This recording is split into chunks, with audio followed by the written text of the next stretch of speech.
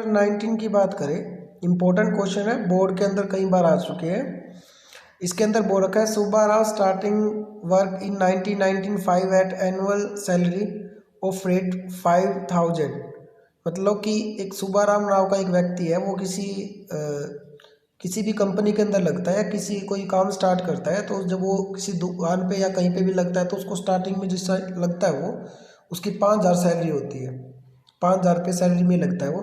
और हर साल उसको हर साल उसकी सैलरी में 200 रुपये बढ़ जाते हैं। इंक्रीमेंट दे रखा है 200 रुपये हर साल का मतलब ये हमारा डी का काम करेगा। और ये कह रहा है कि वो कौन सा साल होगा या कितने साल के बाद है या कौन से साल है उसकी सैलरी 7000 हो जाएगी। पहली बात देखो, या शायद क्वेश्चन पढ़ते ही आपको समझ जाएगा कि एपी कैसे बनेगी हमारी। जब स्टार्टिंग में लगा था तो उसको 5000 रुपये मिले थे पहले साल। दूसरे साल उसको कितने मिले? 5200, क्योंकि हर साल उसके 200 रुपये बढ़ रहे हैं। तीसरे साल उसको कितने रुपये मिलेंगे? 5400 रुपये उसकी सैलरी हो जाएगी। तो ये फर्स्ट सेकंड थर्ड टर्म आ गई। अब हमें ये नहीं पता कि वो कौन सा साल होगा या कौन से साल उसको 7000 सैलरी होगी या 7000 सैलरी मिलेगी या मिलनी स्टार्ट हो जाएगी, ये हमने निकालना है। तो इसलिए ये हमारा लास्ट टर्म हो गया। अब ये देखते हैं कि हमारे पास दो फॉर्मूले, एक तो ये और एक ये। अब ये चेक करते हैं कि दोनों में से लगेगा कौन सा।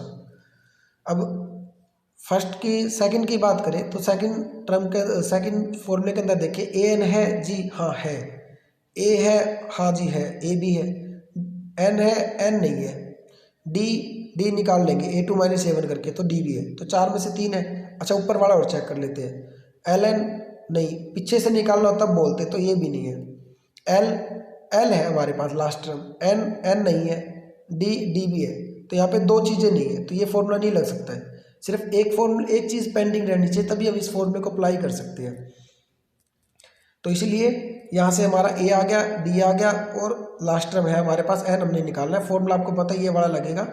तो ए एन इक्वल में a plus n minus 1 into d, ये फॉर्मूला हमारा इसका है। और इन फॉर्मूलों को याद रखना जरूरी है। उसके बाद ए एन की जगह पे मैंने ए एन रख दिया, ए की जगह में 5000 रख दिया क्योंकि मेरा ए 5000 है, और एन माइनस 1 ऐसे कैसा, क्योंकि एन नहीं है हमारे पास में, हमने फाइंड करना उसको। और डी हमारा है वो 200 दे रखा है। अब आपको पता है कि जो 5000 प्लस का इक्वल से दूसरी साइड, उसको इक्वल से इस साइड लेके आएंगे तो वो माइनस का हो जाएगा, और 7000 माइनस 5000 2000 बच गया। एन माइनस 1 इंटू में 200, हमने एन निकाला तो इसका मतलब जो 200 मल्टीप्लाई में उसको भी इक्वल से दूसरी साइड लेके जाना पड़ेगा। और आपको पता है कि वो मल्टीप्लाई में तो डिवाइड में ही जाएगा, तो इसका मतलब कट के आ गया हमारे पास 10। और एन निकालना तो एन के साथ जो -1 हो वो 10 के साथ चला जाएगा और प्लस में आ जाए, तो इसका मतलब 11th year his salary will be 7000।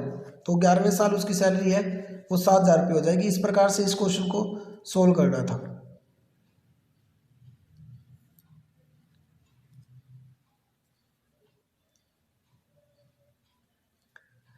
अब क्वेश्चन नंबर 20वें की बात करें तो क्वेश्चन नंबर 20वें के अंदर मैंने क्वेश्चन नहीं लिखा है, सॉरी, आप देख लेना मैथ के अंदर। इजी है बट इम्पोर्टेंट है, क्योंकि बोर्ड के अंदर ये क्वेश्चन भी आया हुआ है। इसके अंदर दे रखा है कि एक लेडीज़ है जो अपने गुल्लक के अंदर पैसे इकट्ठा करना स्टार्ट करती है, और वो हर सप्ताह उसमें 1 रुपये 75 पैसे बढ़ाकर डालती है। पहले सप्ताह जब उसने अपने गुल्लक के अंदर पैसे डाले तो 5 रुपये डाले।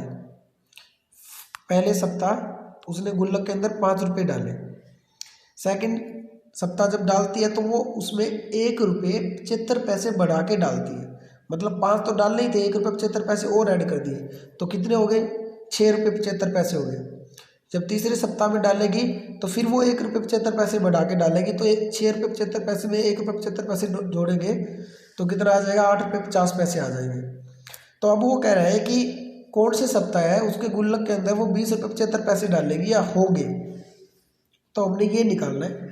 हमारे पास ए आसानी से निकाल लेंगे, डी भी आसानी से निकाल लेंगे, ए एन है, एन हमने निकालना। देखो दोनों फॉर्मूले शायद बोलने की जरूरत नहीं है अब मेरे को, क्योंकि मैं काफ़ी बार बता चुका हूँ आपको। दोनों में से ये फॉर्मूला है, क्योंकि हमारे पास ए एन भी है, ए बी है, डी भी है, एन नहीं है, तो बस ये आसानी से निकल जाएगा, क्योंकि ये फॉर्मूला 4 के ऊपर बेस है।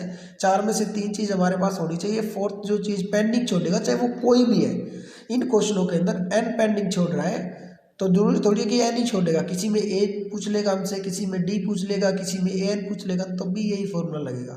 ये फॉर्मूला इंपॉर्टेंट फॉर्मूला है। फॉर्मूला ऊपर वाला भी इम्पोर्टेंट है, लेकिन वो सिर्फ पूरी एक्सरसाइज के अंदर सिर्फ एक ही क्वेश्चन है जिसमें ये फॉर्मूला लगता है, सिर्फ एक क्वेश्चन जो मैं करवा चुका हूँ। अच्छा, ये फॉर्मूला मैं बार बार क्यों रटवा रहा हूँ आपको, या बार बार क्यों कर रहा हूँ कि आप इनको याद रखो, क्योंकि ये पूरा का पूरा चैप्टर आपका 1-2 के अंदर भी, और आप वो स्टूडेंट हो जो आगे इस लाइन के अंदर जाओगे, मैथ वाली लाइन के अंदर, इसीलिए मैं बार बार आपको इस फॉर्मूले से वाकिफ़ करवा रहा हूँ ताकि आपको पता तो जाए इसका मतलब क्या होता है, कैसे सोल्व करते हैं इनको। और वैसे भी याद होना चाहिए क्योंकि ये सम भी आ सकता है, ये नहीं कि एक ही सम है तो इसको छोड़ दें, क्या अब तो बोर्ड के अंदर यही आ जाए हमारा, और आया हुआ भी क्वेश्चन है ये। उसके बाद आगे बात करें तो अब क्वेश्चन के अंदर हमें फॉर्मूला पता चल गया, ये लगना है हमारा। अब इस फॉर्मूले को सोल्व करने के लिए आपको पता है कि एन है हमारे पास में, वो रख दिया मैंने, ए की जगह ए रख दिया, एन नहीं है उसको ऐसे कैसा रख दिया, डी उसकी जगह डी रख दिया। अब हमें पता है कि ये 5 प्लस का सट जाएगा माइनस का, और एन इसके मल्टीप्लाई 1.75 175 अलग अलग बोलते हैं, मैं वैसे बोल रहा हूँ आपको समझाने के लिए, वो उसके बाय में आ जाएगा, n-1 इस साइड रहेगा। अब 20 माइनस 7 मतलब कि 20.76 में से हम 5 माइनस करेंगे तो कितना बच जाएगा हमारे पास, 15.75 मतलब कि 15.75 बच जाएगा, और नीचे हमारे पास क्या बचा हुआ है 1.75। अब आपको पता है ऊपर भी 2 पॉइंट थे और नीचे भी 2 पॉइंट थे, तो इस ऊपर वाले 2 पॉइंट के नाम का 100 मैंने नीचे ले लिया, और नीचे वाले 2 पॉइंट के नाम का 100 मैंने ऊपर ले लिया, ठीक है। क्योंकि अगर कहीं पे लिखा हो 1.5 तो हम उसको कैसे लिखते हैं 15/10, ठीक है, क्योंकि ऊपर जो होता है उसके बाएगा उसके नाम के जो वैल्यू है वो नीचे आती है 10 वाली, वो डिपेंड करता है कि कितने 10 आएंगे, 10 के साथ 0 कितनी आएगी या कितने 10 आएंगे, वो डेसिमल के बाद जितनी वैल्यू उनके ऊपर डिपेंड करता है। अब आपको पता है कि सॉल्यूशन करके कट के 100 से 100 कट गया, और जब आप 175 को 1575 से काटोगे तो आपका आंसर यहाँ पे 9 आ जाएगा। 175 की 9 से गुणा करोगे तो 1575 आ गया, और हमें n निकालना, तो ये माइनस का 1 है वो इस साइड आके प्लस का हो जाएगा, तो 9 + 1 10 आ गया। तो ये 20वें सप्ताह उसको 20 रुपये 75 पैसे उसके गुल्लक के अंदर हो गए या वो डालेगी, ये क्वेश्चन था, इस प्रकार से इसको सॉल्यूशन करना था। क्वेश्चनों के अंदर कुछ नहीं है, 5.2 हमारी क्लियर हो चुकी है, सिर्फ ये 2 फॉर्मूले हैं, 2 में से ये फॉर्मूला आपका मेन है, ये फॉर्मूले हमको याद रखने हैं, किस प्रकार से क्या क्या चीज़ें हमने इन फॉर्मूलों के जरिए निकालनी सीखी है वो भी याद रखनी है, क्योंकि अगली जो एक्सरसाइज है 5.3 उसके अंदर ये पूरा ये फॉर्मूले वो यूज़ हो गए हमारे, तो इसीलिए मैं बार बार बोल रहा हूँ, क्योंकि ये फॉर्मूले आएंगे तभी उनके साथ मिक्सअप रहेगी, कभी इस फॉर्मूले की जरूरत पड़ेगी, कभी जो उस एक्सरसाइज के अंदर 2 फॉर्मूले और नहीं आएंगे वो उनकी जरूरत पड़ेगी, तो इनको याद जरूर कर लें। और किस प्रकार से इनके सॉल्यूशन करते हैं, कैसे ए निकालते हैं, कैसे डी निकालते हैं, कैसे ए एन निकालते हैं, वो चीज़ें भी आपको याद होनी चाहिए, तो इस प्रकार से सोल्व करना। जय हिंद, जय भारत।